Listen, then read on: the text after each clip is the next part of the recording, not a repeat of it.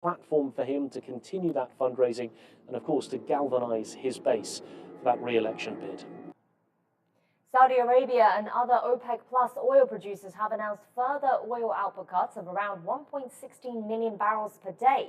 The U.S. has called the surprise move inadvisable. Analysts say it would immediately cause a rise in prices. The pledges bring the total volume of cuts by OPEC Plus, which includes Russia, to over 3.6 million barrels per day. That's equal to 3.7% of global demand. Sunday's development comes a day before the OPEC Plus ministerial panel. The group has been cutting output by 2 million barrels per day, an amount that was expected to continue until the end of 2023. And we'll leave it here on The World Today. I'm Diane. Thanks for watching. Global Business is next. Stay tuned.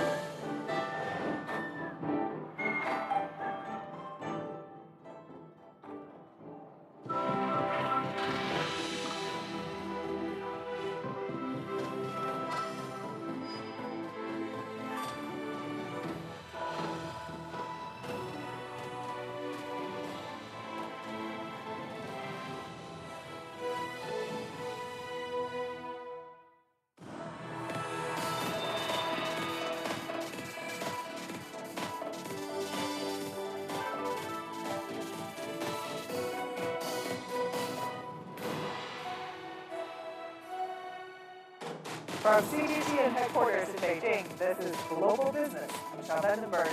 Coming up in the program. Growth in China's manufacturing sector slowed in March on subdued production, a private survey showed on Monday. Organization of Petroleum Exporting Countries and their oil producers to cut oil output by 1.16 million barrels per day from May. China unveils more measures to boost digital development across the country. Now, a first quick look at the Chinese mainland markets, where shares started the week higher on Monday. The Shanghai Composite rose about 0.7%, while the Shenzhen Component added about 1.4%. We'll get you more details on the Chinese mainland markets later in the program. In the meantime, here's how regional markets performed and how Wall Street closed Friday.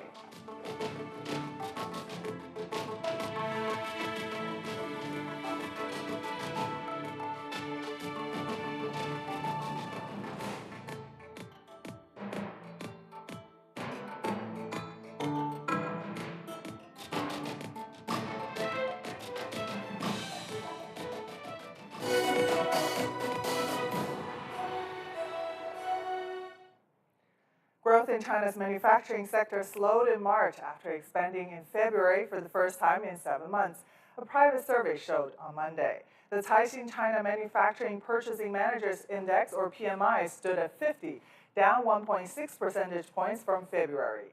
50 is the benchmark that separates expansion from contraction. The Caixin figure is also in line with the official PMI data range. Factory owners, however, are confident about future operations, with the confidence index still above the long-term average.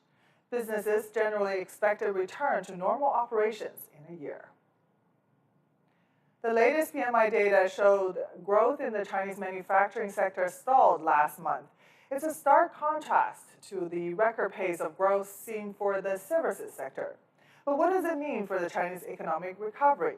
Timothy Pope sat down with Zhou Hao, chief economists at Guotai Junan Securities, to discuss the figures and the forecasts as we enter the second quarter of 2023.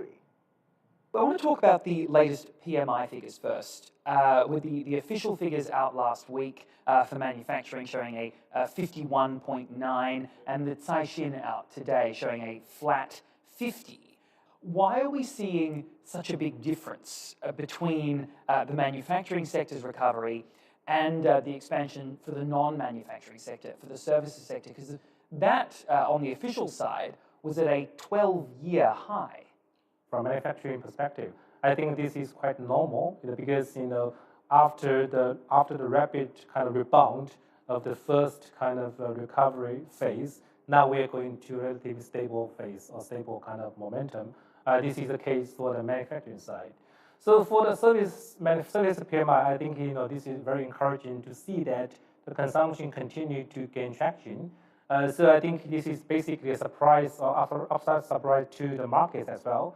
So because people always thought that basically the consumption will also gradually stabilize after the kind of rapid recovery during the Spring Festival. But now definitely we saw something different. I think basically that shows that consumption will continue to be the most important driver for the Chinese economy this year. Dining out, clothing, a lot of that sort of stuff has come back quite fast. But have the big ticket items, things with higher price tags, maybe new cars, new homes, that recovery is still fairly slow, is it not? Of course, we can see that the housing sales basically relatively flat from February to now. I think basically this is kind of same implication for the manufacturing sector as well. So this is a phase-by-phase stuff. But for the kind of small items, for example, the dining out, this is kind of relatively continuous. But for the big stuff, big items, looks like this phase 1, phase 2, and phase 3. So I think phase recovery remains the same for the manufacturing, for both manufacturing and the bulk consumption for now in China. Industrial profits are also still fairly low. When can we expect those to start to recover? To be honest, the negative growth for the first 2 months was a surprise to me as well. And basically, I think the market has also revised down the expectations for the overall kind of manufacturing sector, especially after the manufacturing PMI are coming out these days. There might be some kind of statistical kind of issue. Basically, that will be gradually phased out in the numbers soon. So overall speaking, we still expect to see some sort of modest recovery for the manufacturing side for the whole year. So basically, if we see kind of that the GDP growth at 5%, for example, maybe the manufacturing or industrial production will be around that level as well for the whole year. How is Chinese monetary policy feeding the recovery? We have had a recent cut to the bank's reserve requirements to the triple R, but could we also see a broader cut in interest rates? If you look at the mortgage rates in China for now, it's relatively elevated or a bit too high in my opinion. So I think the PBOC or the Chinese Central Bank need to kind of lower the overall funding cost for the economy, particularly for the property buyers. So I think people need to kind of enjoy relatively favorable kind of interest rates, mortgage interest rates, for now in China. Going forward, that will also help the consumption to be booming up, to be kind of picking up in the next few years or in the foreseeable future as well. Now, for more insight on the latest Caixin China PMI readings, we're joined by Theodore Shou, Chief Investment Officer of Skybound Capital. Thank you so much for joining us, Theodore. So the Caixin PMI reading number is from the survey of small and medium-sized companies in China. And the number came in at 50, which signals no expansion or contraction, and is down from the February level. So how should we interpret these numbers? Thanks. I think I only see it as a very slight or minor decline from the previous month. And the direction of the change is very much in line with the numbers coming out of the National Bureau of Statistics last week for the manufacturing PMI. In terms of the size of interviewees, as you mentioned, it is widely expected that the sample size and the interviewees are more tilted towards small and medium-sized companies for the Caixin PMI. And again, the March reading is very consistent with the MBS release for the small and medium-sized manufacturing companies. In the numbers that we received last week, it was the same, that the large companies are doing better or forecasting better than the medium and small-sized companies. Given the voluntary nature of the Caixin surveyees and the smaller sample size, not just the size of the companies, but also a smaller sample size, I think it is not surprising that the Caixin numbers tend to be more volatile than the MBS numbers in general in the past. And two key sub-indices that are worth watching is new export orders and employment, because those two sub-indices came lower than 50, whereas most of the other sub-indices are above 50. Therefore, I think we need to keep a very close eye on these two, particularly going forward. Now, the health of SMEs is very important for China's economies. How are they recovering from the pandemic, and what are their main challenges right now? Sure, I think the SMEs are definitely recovering, and recovering quite well as a group. What always amazes me is the dynamic feature of Chinese entrepreneurs. It is true that many companies didn't make it through the COVID period, and possibly hundreds or thousands of them were liquidated. But today we are seeing the formation of many, many new businesses, and that's a cycle, a life and death cycle. I think the key challenges now is more aligned with external demand. If we look at the statistics from China Customs, the aggregate value of exports declined by 6.8% in the first 2 months. But if we look further into the different types of products, finished oil products, steel, fertilizers, automobile, ships saw very meaningful growth in the first 2 months. Whereas in comparison, shoes, apparels, other textile products, toys, consumer electronics, appliances were down a lot more than the 6.9%. As you can tell by now, the former group of products are usually large ticket items, most likely from the large companies as well, whereas the second group of products I quoted are primarily light industry outputs. And you can expect many of them to be from relatively smaller companies. If global consumers are concerned about economic outlook in general, we're not going to see quick sales pickup of cell phones or TV sets. So weakness in external demand for these products coming out of the small and medium-sized Chinese companies are likely to sustain as a weakness. Yeah, a lot of uncertainties globally for sure. Now we've talked a lot recently about reform and upgrade of industries as China's new way of growth. So how can Chinese SMEs increase their global competitiveness and build their brand names amid these difficulties and uncertainties globally? I think many of these Chinese companies, be it SMEs or large companies, are already taking advantage of the upgrade of industries that we are seeing at home. But they are also fiercely competing in the global setting. For example, during COVID, personal protection equipments were very popular. And many Chinese companies, including some household names that we are all aware of, were not producers of these PPEs, but they quickly jumped at these opportunities and exported large number of all the products abroad.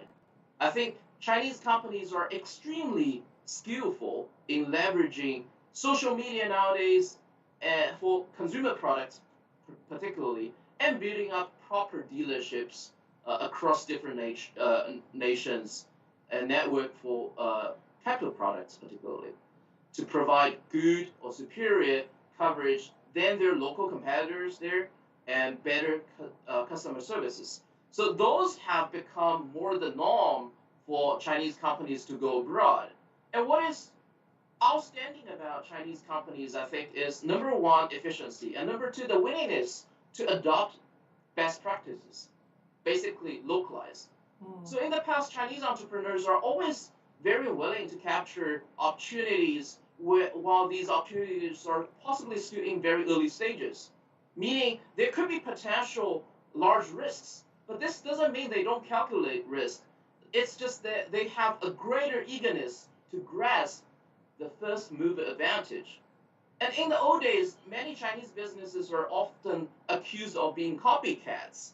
They are nowadays probably more the copycats of best practices, as I mentioned. They're not copycatting the products, but they're adopting the latest good business practices they see elsewhere. And they are putting them into use. This is giving them the modern day advantage over the local competitors. And this is how Chinese products are getting more popular despite all the headwinds that we are seeing across different markets. Yeah, still a lot of eagerness and a lot of drive for sure in China. Thank you so much for all your insights. We really appreciate your time. Theodore Shou, Chief Investment Officer of Skybound Capital for us. Fresh data from China's Ministry of Industry and Information Technology shows that by the end of last year, China's industrial internet platform system now covers 45 industries. To help build a complete industrial digital ecosystem, a Shanghai format for industrial internet standards was released recently. Our reporter Zhang Shixuan has the story. With two of Shanghai's largest coal-fired power generator units, this power plant in suburban Jingshan district was responsible for almost 17% of the city's total electricity generation volume last year. The pursuit of green transformation and the fluctuating coal prices mean that it has to make every investment in carbon reduction count. And the new industrial internet solutions have come to the rescue. Through unit thermal calculation, condition early warning, big data mining, and other experimental research, we have developed a multi-layer digital twin model. Now, the project can help us reduce 1 gram of coal consumption for each kilowatt-hour's electricity generation. Every year, we can save 10,000 tons of coal equivalent consumption and around 26,000 tons of CO2 emissions. Digital twinning is not a new buzzword though, as the tech world has been working hard on 3D modeling and simulations. Its real value in the industrial world has now emerged as it takes control of real-time operational data, like the power plant's digital model. It took around 5 years for Shanghai-based UI technology to develop such smart solutions. Realizing low carbon emissions also requires more electricity usage. So we have to do the calculates in real time and send the result to the worker to help them make decisions. Large industrial scenarios gather a huge number of energy resources materials, and equipment. Especially in large industrial and mining enterprises, they have data, but the data is isolated. If we have to drive carbon reductions with data, we have to connect the data together, and it has strict time requirements. We have to collate a large amount of data at the same time so as to make the calculations. The company's technologies were recognized as the first batch of digital applications for carbon reduction in Shanghai, as part of the newly released local format for industrial internet development. It's expected to push innovation and digitalization in traditional industries like electricity, textiles, shipbuilding, semiconductors, and automotive component manufacturing. They can also bring huge potential value for digitalization. We hope more information service providers can join our open ecosystem. More clients and manufacturing companies using our 5G network and algorithm platform will also lower the industry's overall costs for using the new generation's information technology. With 35,000 5G stations in Shanghai, China Mobile was among the 3 carriers building cloud networks. One of the major tasks for the company this year, Chen says, will focus on quality control for manufacturing firms. And they're not just large companies. For small and medium-sized companies, they don't have much professional experience in informatization. So we have formed a team with several hundred people to provide consultant services. They require more general capabilities. So we have created a simpler software as a service platform to help them get their ideal products and applications immediately. According to China's Ministry of Industry and Information Technology, the value of China's industrial internet sector has reached 1.2 trillion yuan and is now at a critical stage of development as the industrial internet has become a driver of China's digital economy in recent years. The country now has more than 240 influential industrial internet platforms. Zhang Shixuan, ICS for CGTN, Shanghai. You're watching Global Business, still to come. The Organization of Petroleum Exporting Countries and other oil producers to cut oil output by 1.16 million barrels per day from May.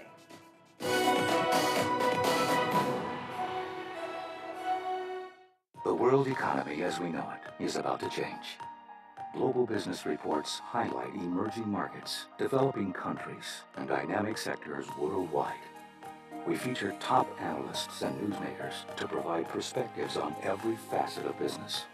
From an on-the-ground perspective, we provide you with balanced and objective assessments. Fast, sharp, and insightful.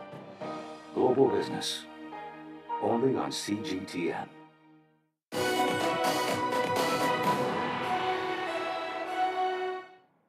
Top OPEC producers, Saudi Arabia and other OPEC Plus oil producers on Sunday unexpectedly announced further oil output cuts of around 1.16 million barrels per day. The voluntary cuts will start from May and last until the end of the year. The Saudi Energy Ministry said the supply cut was a precautionary measure aimed at supporting the stability of the oil market. Together with the 2 million barrels per day cut announced by OPEC Plus in last October and the 500,000 barrels per day cut announced by Russia in February, the total cuts will be 3.66 million barrels per day, or about 3.7% of total global demand. A spokesperson for the U.S. National Security Council said that the cuts are inadvisable at this moment, given market uncertainty. Oil prices surged on Monday, followed an unexpected announcement of oil output cuts. As of 800 GMT, Brent oil futures jumped over 5% to $84.1 a barrel. The West Texas Intermediate contract climbed 5.4% to around $79.8 a barrel. Goldman Sachs lifted its forecast for Brent to $95 a barrel by the end of the year and to $100 for 2024. Meanwhile, analysts say the oil output cuts may fan fresh fears about inflation and put more pressure on central banks to hike interest rates further. Now, for more discussions on the OPEC Plus plan to reduce oil output, we're joined by Lin Boqiang, Director of China Institute for Studies in Energy Policy at Xiamen University. Thank you so much for joining us, Professor Lin. So what do you think has promoted the OPEC Plus to announce a sudden reduction in oil output? Yeah, it is kind of unexpected to the market because even though there's early discussions, but given that the oil prices still allow Brent still allow 80, so it's really unexpected because 80 is considered to be a pretty good price at this moment. So I personally believe it's a preemptive action against the continuing economic problems and possibly downside on the oil demand. The reason I'm saying that it's unexpected is because compared to the previous, let's say the since drop in 2014, the average since then is roughly about $50. So 70 to 80 is actually pretty good. I still remember OPEC at a certain point said that 60 is good. So the obviously the expectation on the economic problem and also all bank problems really add into this preemptive action. Now, most of the current reduction has come from the core OPEC countries. Why do you think is that? Well, it's because obviously there's a ceiling for the Russia. So the other OPEC countries is really taking the action at this moment. But usually this kind of debility in the production is always coming from the main oil producers. And what do you think is the outlook for the global oil market? Will this sudden production cut put more pressure on inflation and therefore force central banks to hike interest rates further? Well, there's a double side on that. For example, if you higher oil price as predicted by many agencies after the OPEC sudden announcement, the higher price will feed into the inflation, particularly for Europe and United States. Because both has a high percentage in terms of the energy mix for oil. But however, the higher oil price will means that possibly high inflation and high interest rate, and therefore will affect the oil demand, just like what happened in the recent days. The bank problem will downsize the oil price right away. So there's a double side. But I personally believe that looking forward, I believe that the oil price is on the upper side, not on the down, not on the lower side. The reason for that is that let's look at the demand and supply. From the supply side, the trouble between Russia and Ukraine is still there. It's very sensitive at this moment. Even though that there's not much discussing in recent days, but the trouble is still there, obviously. From demand side, the demand is strong. It's very close to 2019, and according to IEA, it's going to be higher this year, even higher than 2019. So the trouble between the Russia and Ukraine is really the main problem for the oil price, because even the Russia claim that it's very easy to sell to others. Europe also say that we can easily buy from other countries. In fact, it's not that easy, because the oil demand and supply really involve infrastructures, and that will take some time to build the infrastructure.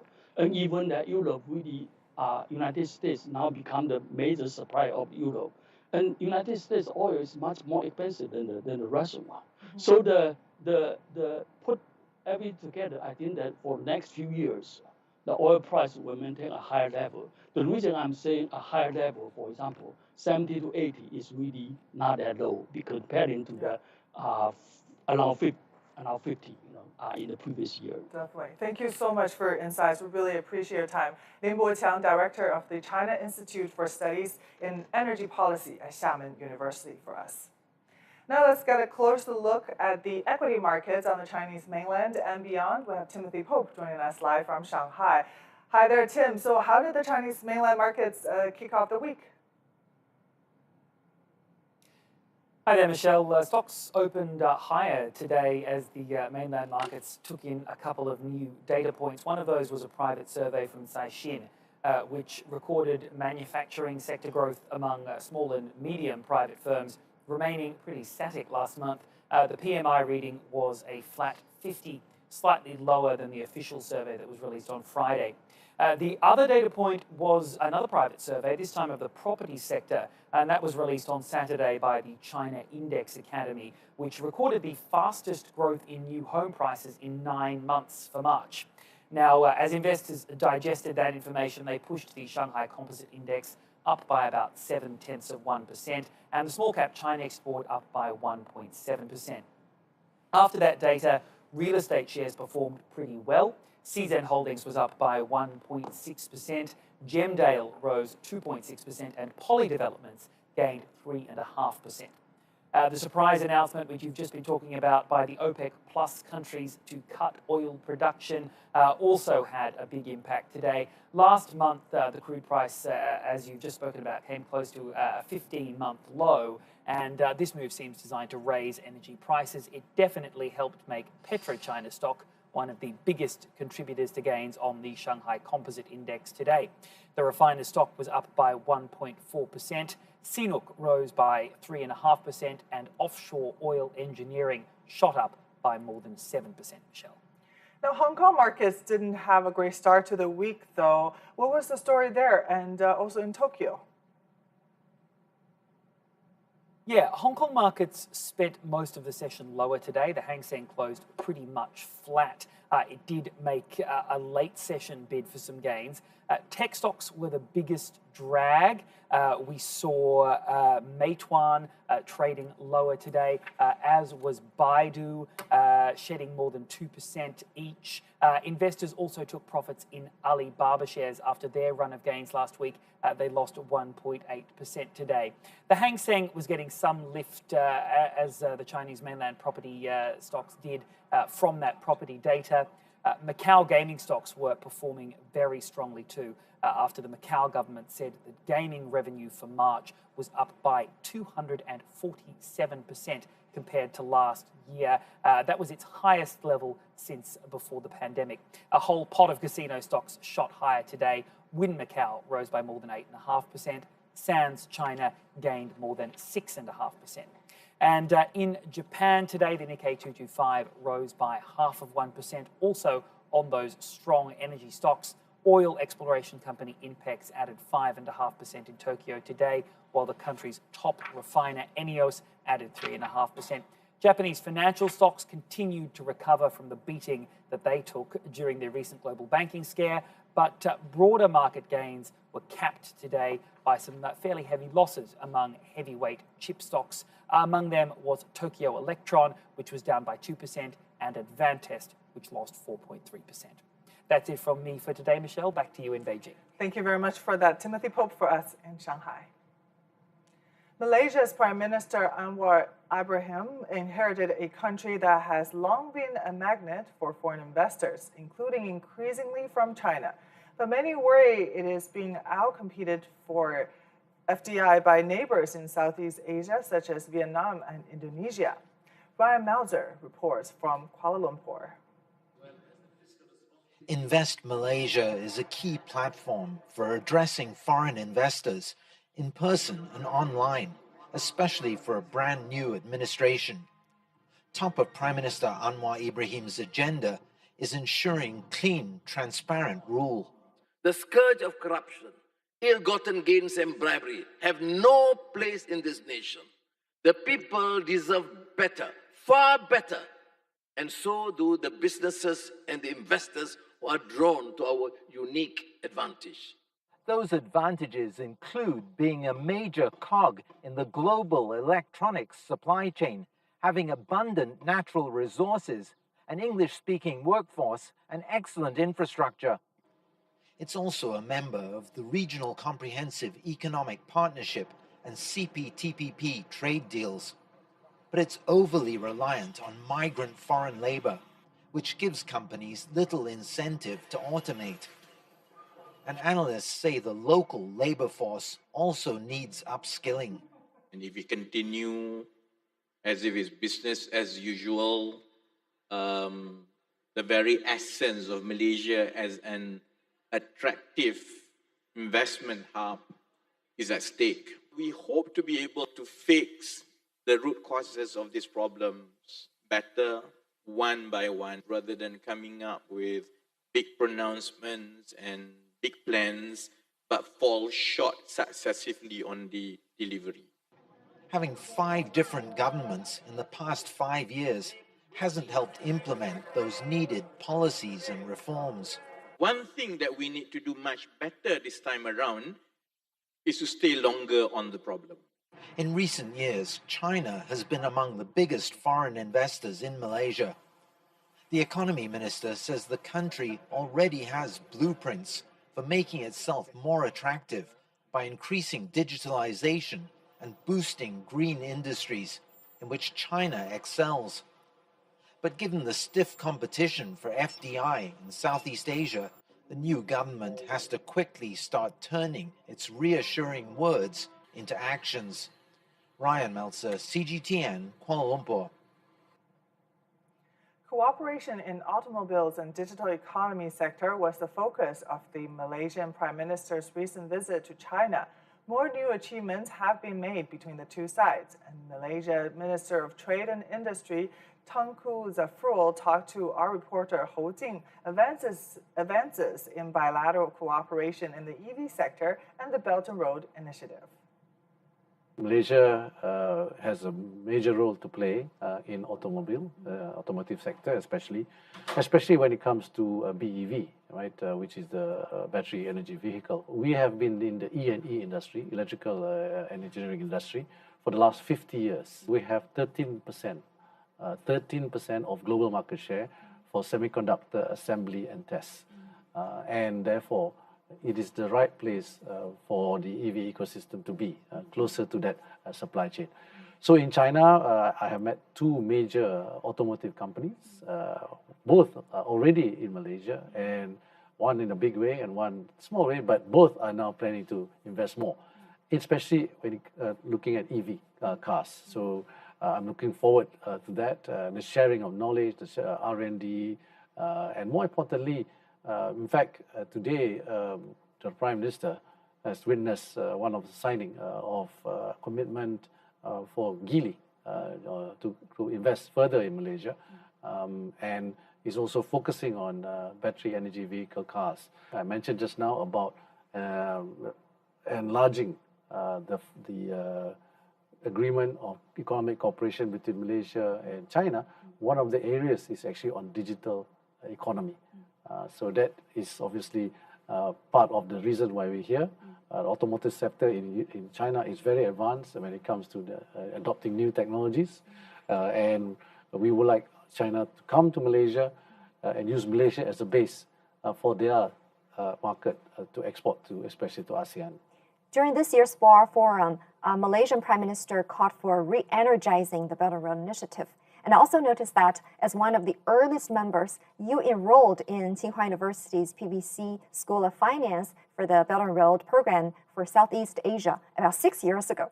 So what are your views on the prospect of cooperation between Malaysia and China under the Belt and Road Initiative? Yes, well, BRI has brought many positive benefits to the region, to Malaysia especially. We have the ECRL, which is a huge project, it's close to $15 billion a rail project that links the east coast of Malaysia to the west coast. We also have the Twin Industrial Park, which has again proved to be an enormous positive economic spillover to Malaysia and to China. But more importantly, we just don't look at BRI as what are the monetary benefits, what is the dollar benefit, but it's also the cultural exchange, building trust, making new friends, right? I think it's important that when we look at collaboration, the most important part of collaboration or cooperation is the foundation.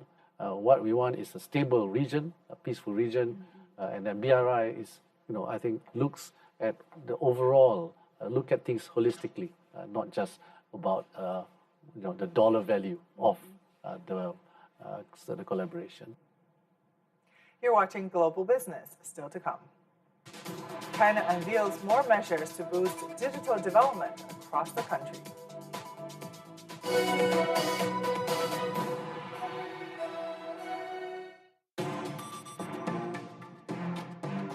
"360-degree profiles of industry movers and shakers, tech mavericks, and policymakers. We drill down on their success. We ask how they set strategy and how they navigate in an increasingly competitive market. Real talk, real business. Join the conversation.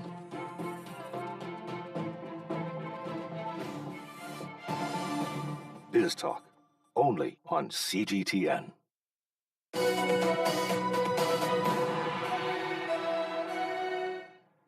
The 6th Digital China Summit is set to take place in Fuzhou City, southern China, from April 27th to 28th. It's being organized by 5 government institutions involved with technology and the economy, as well as the Fujian provincial government. The theme for this year's event is accelerating the building of digital China and pushing forward Chinese modernization. Notable academics and business leaders will participate in discussions at the summit, which will also have 20 sub-forums on topics ranging from data to digital governance and artificial intelligence. Officials say the event will showcase China's digital development and communicate its digital policies. Over the past 5 years, nearly 1,500 institutions have launched digital technologies, new products, and new technologies at the summit, with the first exhibition rate of more than 50%. Nearly 150 forums and seminars were held, with over 1,300 experts and scholars delivering keynote speeches. The summit played host to hundreds of business negotiations, and nearly 2,000 digital economic projects were signed and implemented, with a total investment amount of over 1.3 trillion yuan.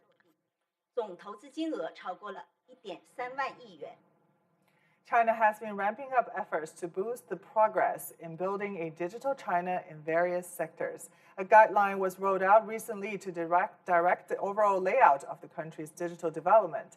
The plan said an interconnected digital infrastructure, an improved digital economy, and major breakthroughs in digital technology should be achieved by 2025.